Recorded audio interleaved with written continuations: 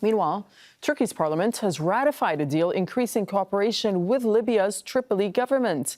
The agreement could see Turkish troops deployed to defend Tripoli from the warlord Khalifa Haftar. The U.S. is calling that deal unhelpful and provocative. Let's bring in Mohammed Adow, joining us more from Istanbul. Now that this has been ratified by the parliament, what happens next?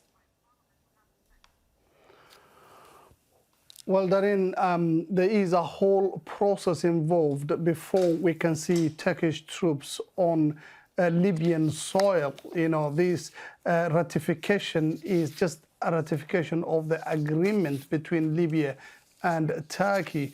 But what's happening, what's going to happen from now on will depend on a formal request that the GNA in Tripoli, that's the government that's recognized by the United Nations, you know, has to send a request to Ankara so that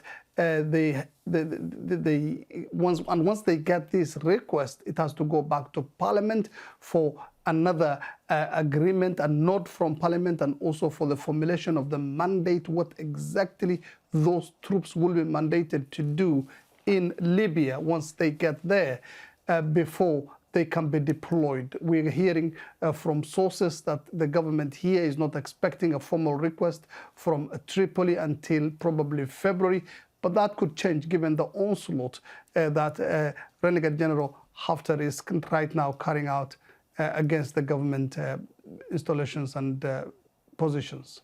Okay, Mohammed Adow, thank you for that update.